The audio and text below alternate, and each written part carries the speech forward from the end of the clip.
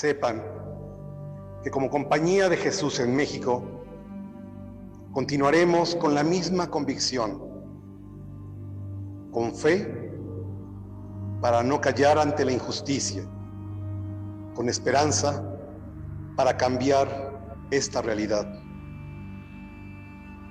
Pedimos de ustedes que se sumen a esta cruzada. Los invito a todos, a todas, a seguir luchando desde el lugar que les corresponde en esta sociedad, a no permitir que la violencia, el terror, el miedo tengan la última palabra. Es fácil responsabilizar a otros, echarle la culpa a otros. Y sí, habrá que exigirles a ellos, pero también habremos de exigirnos entre nosotros si queremos seguir viviendo en el terror, en la violencia, en el miedo.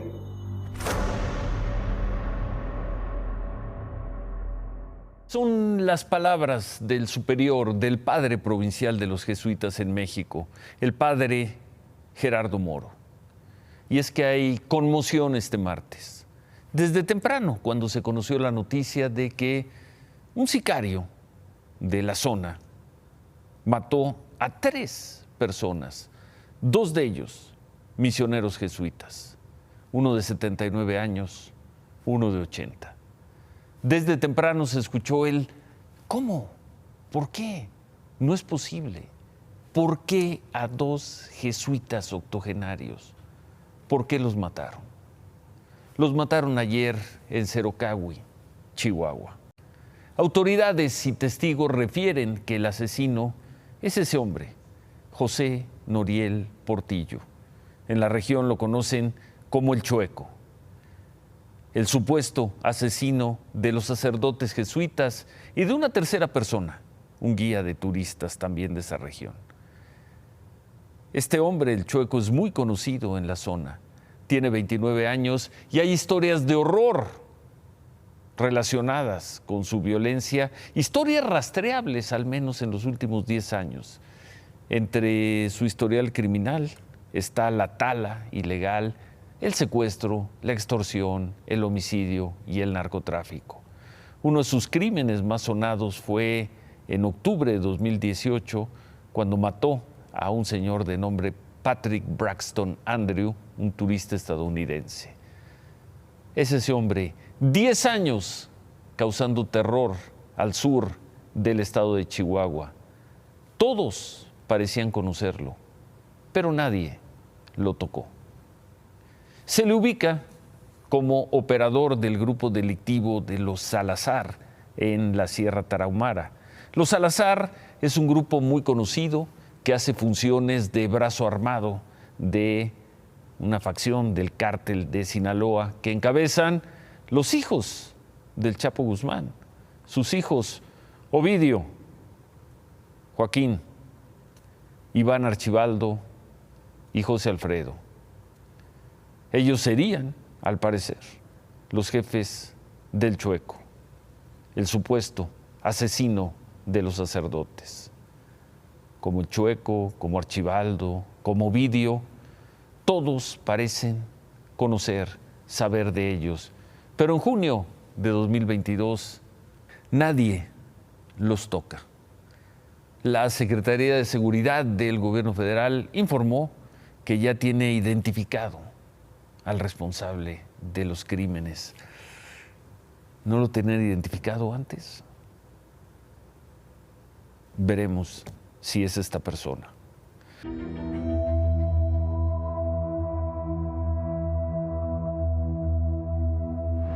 El ataque en la iglesia de la comunidad de Cerocahui, en la Sierra Tarahumara, en la que fueron asesinados los sacerdotes jesuitas Javier Campos el Gallo y Joaquín César Mora el Morita, fue perpetrado pasado el mediodía de ayer. Fueron victimados no por un comando, por una persona nada más. Esta persona iba detrás de alguien para quitarle la vida. Los sacerdotes salieron a ver qué sucedía. Cuando le disparó el sujeto armado al que iba huyendo, que no sé quién era. Uno de los sacerdotes se acercó inmediatamente como sacerdote a prestarle auxilios espirituales. Y al momento que le estaba prestando los auxilios espirituales, esta persona le disparó y lo victimó. El otro sacerdote se acercó al delincuente, que lo conoce porque es el líder de esa región, a calmarlo, y le dijo: cálmate, espérate, y también lo mató. Llegó otro sacerdote, a él ya lo respetó, no hizo nada, pero le dijo: por favor, ¿qué hiciste? Y lo único que iba muy, según me dicen, iba fuera de sí, drogado, alcoholizado, y entonces se le dijo: déjame los cuerpos, por favor, no te los lleves. Le importó muy poco, los aventaron en una camioneta y se lo llevaron. El asesino se habría ido dejando una clara amenaza a la congregación jesuita. Si ustedes hablan, si hay algún movimiento, vengo y los mato a todos. Y aseguran que los sacerdotes y también la comunidad callaron, porque la amenaza la había lanzado el asesino, el líder criminal de la zona, José Noel Portillo, alias El Chueco, quien lleva años controlando la Sierra Tarahumara con su grupo de sicarios. Y quien hasta ese mediodía había respetado la vida de los jesuitas, el principal apoyo de las comunidades de la sierra. Soy un chapito y no soy cualquiera, soy hijo de Don Joaquín Loera, de montañas, brechas y cuevas. Quien sí habló fue el joven Ricardo Palma, quien denunció la desaparición de turistas y la de su padre, el señor Pedro Eliodoro Palma, guía de turistas desde hace 40 años. Por la tarde, después de este tuit, el gobierno de Chihuahua confirmó que el hombre que fue perseguido hasta la iglesia y por el que mataron a los sacerdotes fue el guía de turistas Pedro Eliodoro Palma. Y es así como se sabe que este grupo criminal, comandado por José Noel Portillo alias El Chueco, se llevó a 4 turistas, 2 hombres identificados como Paul Osvaldo B. y Armando B., así como a una mujer y a un menor de edad.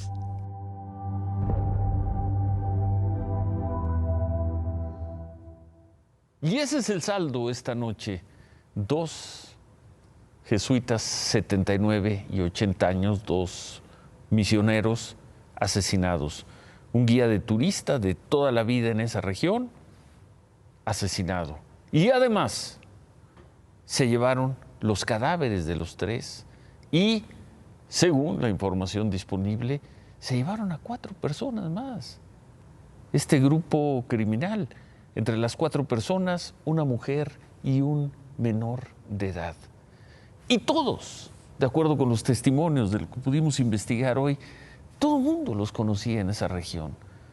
Todos sabían que bajaban cada tanto al poblado, se drogaban, se emborrachaban, hacían cosas. El poblado era de ellos. Y los jesuitas, los religiosos, más o menos podían llegar a acuerdos con ellos, más o menos. Algo pasó. La versión que tenemos, la versión dominante, es que se habría dado un problema con el guía de turista. Se metió a la iglesia a buscar el apoyo de los jesuitas y los mataron a los 3. Pero hay también una hipótesis de que quizá las cosas no fueron exactamente así.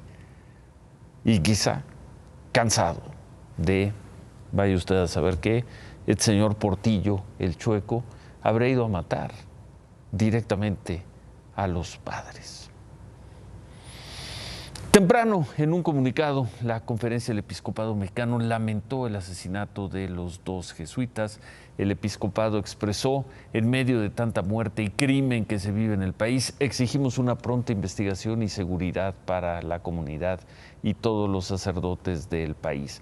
Hasta el momento, por cierto, nadie en el Vaticano, pese a que el Papa es jesuita, el Vaticano no ha fijado una posición o condenado estos dos asesinatos, no al menos hasta este momento. Uno de los dos sacerdotes asesinados, el padre Javier Campos Morales, acaba de celebrar el viernes en Monterrey su aniversario 50 de ordenación sacerdotal en la parroquia de San Juan Bautista de La Salle.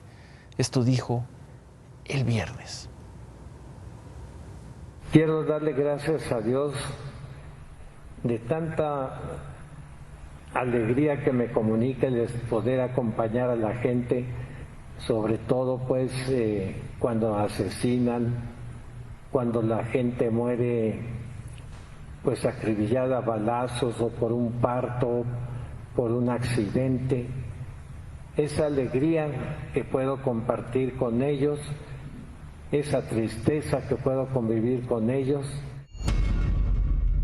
Estaban las descripciones, las narraciones, los videos. ¿Cuántas veces hemos visto videos, no solo de esta región, sino de tantas regiones del país, de cómo se pasean los sicarios, los grupos criminales, sin ningún problema? Y en ocasiones matan así a la población, matan así a dos sacerdotes. Temprano el presidente López Obrador dijo esto. Tenemos información ayer por la tarde-noche de unos asesinatos en Urique, al parecer de dos sacerdotes jesuitas. Urique está en la sierra de Chihuahua, de Krill hacia adelante, por Temoris, por Chinipas. Es una zona de bastante presencia de la delincuencia organizada. Si es una zona de bastante presencia de la delincuencia organizada, ¿desde cuándo lo es? ¿Y por qué lo seguía siendo ayer cuando mataron a los jesuitas? Una zona de bastante presencia de la delincuencia. Diagnosticó esta mañana el presidente López Obrador. El coordinador de los senadores de Morena, Ricardo Monreal, hizo este llamado al gobierno del presidente López Obrador. Es una tristeza que estemos en esta vorágine de violencia en el país, que no haya sido detenida y que continuemos después de varias décadas de avanzar el crimen organizado en territorios completos de nuestro país. Es momento de reflexionar en el Congreso y de revisar con toda seriedad el plan de seguridad en el que los senadores tenemos la obligación constitucional de hacerlo. Lo digo con todo respeto y con toda seriedad. Y creo que es el momento de abordarlo sin tabús, sin ideologías, sin intereses partidistas y sin actitudes egoístas. Es un momento de reflexión para el país. Nuestras condolencias a todas sus familias. ¿Alguien en el Congreso tomará estas palabras de Ricardo Monreal? ¿Alguien en el gobierno, en el ejército, en la Guardia Nacional? Dice revisar el plan de seguridad. Este es el momento. ¿Alguien le hará caso a Ricardo Monreal? Y es que anoche veíamos las cifras de homicidios dolosos y lo que han sido los 3 años y medio de este gobierno. Son las cifras del Sistema Nacional de Seguridad Pública. Vimos la comparación, hicimos una comparación con los 42 meses, los 3 años y medio finales del gobierno del presidente Peña Nieto, y la cifra es de terror. Ahí está en pantalla. Esos son los homicidios en el mes de junio. Independientemente de cuántos sean, habrá que añadir el de estos dos sacerdotes jesuitas. Hoy, por cierto, se anunció que la señora Clara Luz Flores va a ser la nueva titular del Secretariado Ejecutivo del Sistema Nacional de Seguridad Pública, quien produce las cifras que acabamos de ver. En 2021, Clara Luz fue candidata de Morena a la gubernatura de Nuevo León. Le fue muy mal, le fue muy mal en aquella elección y ahora la traen a encabezar el Sistema Nacional de Seguridad Pública. Pues suerte. Así las cosas hoy. Claudia, buenas noches. Ciro, buenas noches. Hay que hablar de una de las regiones también a la que más duro ha golpeado la violencia entre cárteles del narcotráfico, el municipio de Aguililla, en la Tierra Caliente de Michoacán. Pero tal parece esta pesadilla haber quedado atrás. Hoy en Aguililla el ejército tomó la plaza principal en un primer acto cívico para conmemorar el aniversario de su fundación. Se llevó a cabo un desfile con la presencia de tanquetas, aviones y helicópteros artillados de la Fuerza Aérea. La gente salió por fin a las calles, algo impensable hace un año cuando Aguililla se encontraba bajo el control del crimen organizado. Estaban completamente incomunicados, había escasez de alimentos, no tenían luz.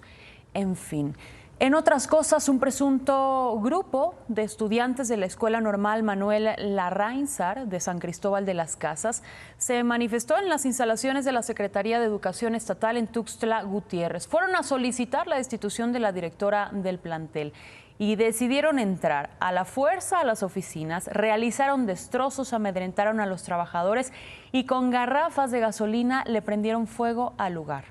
Luego se fueron. La pregunta es, ¿a cuánto ascienden hoy los daños? Veremos qué arroja el peritaje que ya realiza, por cierto, la Fiscalía del Estado. La Secretaría de Educación Estatal, por otro lado, también informó que esto retrasará los trámites de fin del ciclo escolar. Y vaya intento de robo. Inició con una persecución de policías de la Guardia Civil de Tecámac, apoyados también de las policías municipales de Tizayuca, a los tripulantes de un tráiler que iba cargado de ropa que minutos antes había sido robado y terminó en balacera en plena autopista México-Pachuca. Aquí tienen la imagen.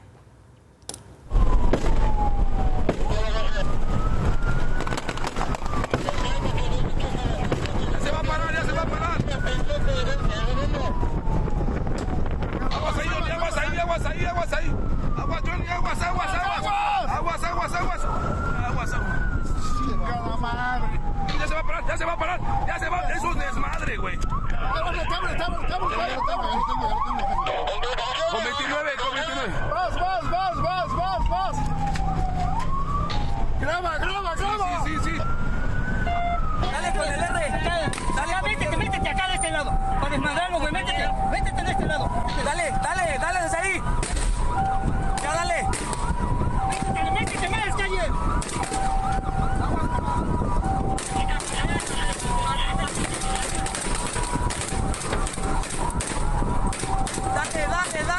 Dale.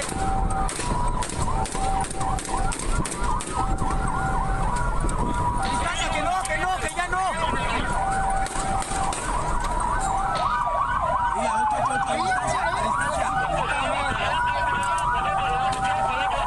A distancia. Dale.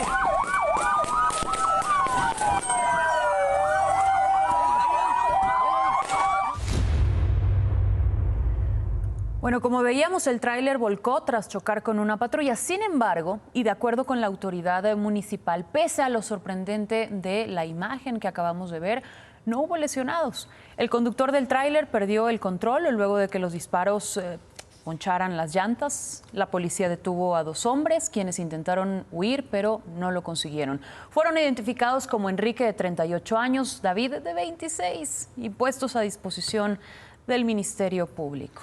Qué suerte que eso no terminó en un accidente muy grave. Bueno, temprano el presidente López Obrador defendió además con mucho vigor al fundador de Wikileaks, a Julian Assange, luego de que la semana pasada el gobierno del Reino Unido, las autoridades del Reino Unido, autorizaran que lo extraditen a Estados Unidos. Hoy el presidente López Obrador adelantó que va a interceder por el muy controvertido señor Assange en la reunión que tenga con el presidente Biden dentro de un mes. México le abre las puertas a Assange. En el caso de que se resuelva liberarlo, hay mecanismos para hacerlo. Es el mejor periodista de nuestro tiempo en el mundo y ha sido muy injustamente, repito, tratado. Peor que delincuente. Plantear que sí voy a pedir al presidente Biden que se atienda este asunto. Veremos qué suerte tiene en esto el presidente López Obrador y cómo se lo plantea el presidente Biden.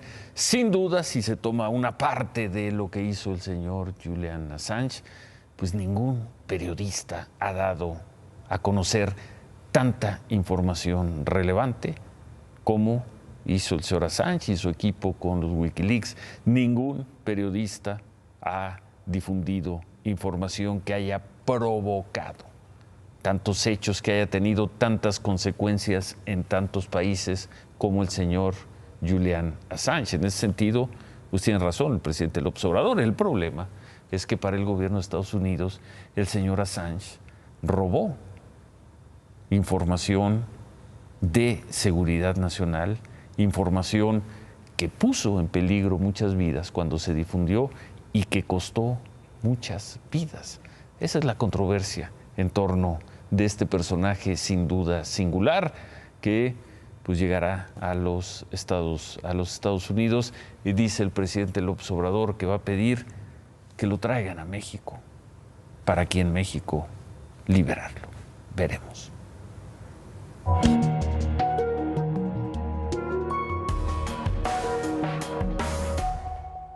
Y el reconocido científico mexicano Héctor Cabrera Fuentes fue sentenciado por una corte de Miami a sus 37 años, con 2 doctorados, acusado de trabajar como un espía para el gobierno ruso. Cabrera Fuentes fue detenido en febrero del 2020.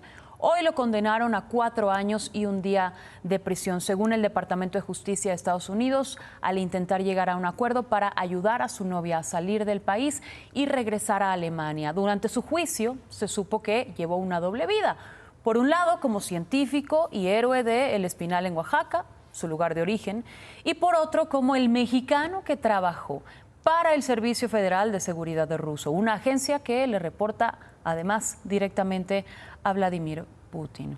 Durante la audiencia, Héctor Cabrera Fuentes le dijo al juez estar profundamente arrepentido, pidió perdón y dijo textual: todos cometemos errores y este ha sido el error más grande de mi vida. La audiencia, por cierto, una audiencia que duró solo 10 minutos, porque él ya se había declarado culpable en febrero, culminó así. Una sentencia de 4 años que ya contempla los 2 años que lleva detenido, por lo que sus abogados esperan que Héctor Cabrera solo tenga que cumplir 1 año más en una prisión federal y que pueda salir por buen comportamiento antes de tiempo. En otras cosas, los bloqueos por la falta de agua en la zona metropolitana de Monterrey continúan y van a continuar. Hoy, con cubetas y botes vacíos, los vecinos afectados cerraron la avenida Colón en el centro de la ciudad. Los manifestantes aseguran que nada más no les llega el agua en los horarios que estableció el propio gobierno, de 4 a 11 de la mañana. Luego de menos de 1 hora de bloqueo,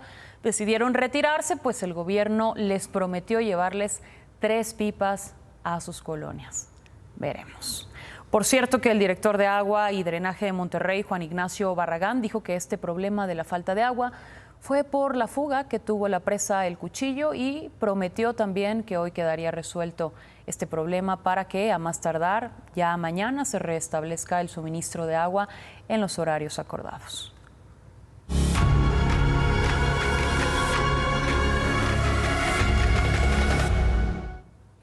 Hablemos de las cifras de coronavirus, porque en las últimas 24 horas se registraron 13.700 casos. Sigue subiendo. Sigue subiendo la curva, Ciro. Esta mañana el doctor López-Gatell inclusive dijo que nuestro país lleva 9 semanas con este incremento de casos. Pero no a este punto. No. Casi 14,000 en 24 horas. Según él, la mayoría presentan síntomas leves, muy parecidos al catarro, pero si vemos también ahora las cifras de muertes registradas en las últimas 24 horas, son 41 muertes según el registro de la Secretaría de Salud. Cifras, sí, más altas que las del fin de semana, pero muy por debajo de las que hemos visto en los peores momentos de la pandemia. El total, como sea, ya el total reconocido, prácticamente en 500,000 de mexicanos muertos por COVID. Así es. Y en otras cosas ya vamos a ver también estas imágenes, porque unos 30 migrantes que permanecían cerca de llegar a Piedras Negras fueron detenidos cuando caminaban sobre la autopista federal 57. ¡A nada! Denunciaron que los policías del municipio de Nava, que está a más o menos 40 kilómetros de Piedras Negras, los subieron a las patrullas a base de mentiras. Según ellos, los policías les dijeron que les darían un aventón, que los acercarían a la frontera, pero esto no fue así. Y en lugar de ello, los estaban regresando para entregarlos a un retén del Instituto Nacional de Migración y del Ejército. La travesía de los migrantes. ¿Qué pasó después de esto? Los policías se frenaron porque los migrantes trataron de cualquier forma de saltar de las camionetas en movimiento. Una mujer, inclusive nicaragüense, resultó lesionada ante la desesperación de este hecho. Dile que los baje, se va a brincar el Rufino.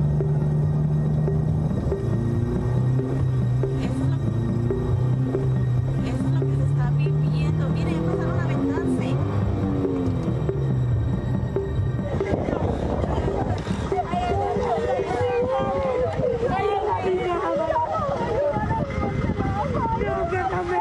Miren, eso es lo que está pasando.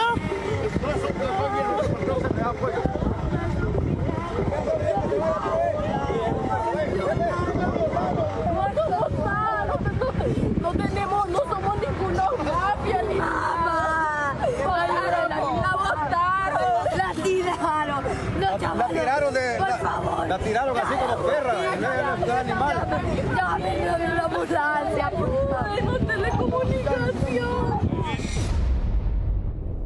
Inagotables también estas historias, estos relatos, este drama. Qué desesperación. A 40 minutos ya de llegar a la frontera y esto. Y dicen que engañados. Engañados, eso aseguran dicen ellos. Gracias, Claudia. Gracias a ti, Ciro. Buenas noches. Gracias. Hoy concluyó en Qatar, en la ciudad de Doha, la Asamblea General de la IATA, la Asociación de Transporte Aéreo Internacional. Es una asociación que agrupa a cerca de 300 líneas aéreas y informaron que llegaron a un acuerdo con el gobierno de México para que por el momento son las próximas semanas, los próximos meses, no se muden vuelos del aeropuerto Benito Juárez al aeropuerto Felipe Ángeles, pues por decreto o por una decisión administrativa. Si algunas líneas aéreas lo quieren hacer bien, pero no porque el gobierno fije una cuota de vuelos que deben salir desde ahí. Sobre el aeropuerto Felipe Ángeles, no le fue bien al proyecto del aeropuerto Felipe Ángeles en esta reunión de la IATA, donde estaba pues lo más importante, las líneas aéreas del mundo, sobre el aeropuerto de Santa Lucía. Esto dijo el vicepresidente regional de la IATA, Peter Cerdá. Santa Lucía tiene un gran potencial, pero no es un tema aeronáutico que no está, yo diría, permitiendo un crecimiento más grande. Lo que necesitamos ahí son accesos a la ciudad desde el aeropuerto. Y yo creo que es el reto más importante que tiene en estos momentos el gobierno mexicano, poder asegurarnos que tengamos varios accesos, vías, carreteras del centro de la ciudad hacia el aeropuerto.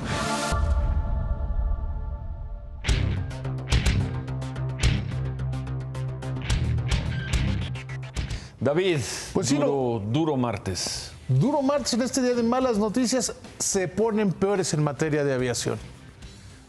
Bien lo veíamos ahorita, la IATA no considera viable el aeropuerto de Santa Lucía porque le faltan muchísimas cosas. Toma en serio todavía, quizá en algún momento lo haga, hoy no. vienen las autoridades de Estados Unidos para ver si recupera México o no la categoría 1, que es indispensable para poder hacer vuelos, más vuelos o vuelos diferentes de los que actualmente existen. Pues se fueron diciendo, falta el reporte oficial, que no solo no están bien, sino que hay indicios de que podrían estar peor de lo que estaba en la revisión pasada hace unos meses. Decía el gobierno, decía el director de Aviación Civil, que no, que todo se iba a arreglar, que ya habían subsanado todas las observaciones en papel, pero del papel a los hechos hay un larguísimo camino. Se van diciendo que pues México difícilmente va a recuperar antes de noviembre o antes de este mismo año la categoría 1, que les permitiría, insisto, hacer vuelos a Aeropuerto Felipe Ángeles, Los Ángeles o cualquier destino de los Estados Unidos. No se ve por dónde, e incluso esto que queda por ahí. Decir que la situación del espacio aéreo en México, la operación de controladores, tráfico aéreo, despacho de maletas, son peores de lo que había cuando le redujeron la categoría a México. Y esa solo puede ser vista como una mala noticia, que es producto del desorden que tiene la Secretaría de Infraestructura, Comunicaciones y Transportes. No funciona y pues parecería que lo único es que al subsecretario Jiménez Pons le encantan las reuniones y que más o menos les ha tirado buen rollo a todos los que están en ellas, pero de cambiar las cosas no están cambiando, Ciro. Remátala, David. Hoy 33 de los 34 entrevistados por Citibanamex dicen que la tasa de interés que conoceremos el próximo jueves aumentará en 75 puntos base. Sería interesante ver si no hay alguien que piense que puede ser todavía más. Gracias, David, y muchas gracias por los comentarios, por los muchos comentarios que estamos recibiendo sobre el tema del asesinato de estos dos misioneros jesuitas en la zona sur de Chihuahua. Gracias, sí, hay conmoción, hay una gran indignación y la pregunta que hemos hecho durante tanto tiempo en este programa ante el tema de la violencia, ¿cuál es la salida? ¿Seguirse resignando a ver videos de cómo pasan en camionetas, disparando, amedrentando estos grupos criminales, hasta que un día, por la razón que sea, deciden actuar? Gracias por sus comentarios. Vamos a regresar al final del programa con la palabra de los jesuitas. Pero antes, Javier. Sí, amigos, ¿cuántos que nos ven ahora van a ir a Qatar? ¿No están casados? Si los cachan de regreso, les decimos cuántos años de prisión por una calentura. Inevitablemente el comentario final de esta noche es de los jesuitas. Sepan que como Compañía de Jesús en México continuaremos con la misma convicción, con fe, para no callar ante la injusticia, con esperanza para cambiar esta realidad. Pedimos de ustedes que se sumen a esta cruzada. Los invito a todos, a todas, a seguir luchando desde el lugar que les corresponde en esta sociedad, a no permitir que la violencia, el terror, el miedo tengan la última palabra. Es fácil responsabilizar a otros, echarle la culpa a otros. Y sí, habrá que exigirles a ellos, pero también habremos de exigirnos entre nosotros si queremos seguir viviendo en el terror, en la violencia, en el miedo.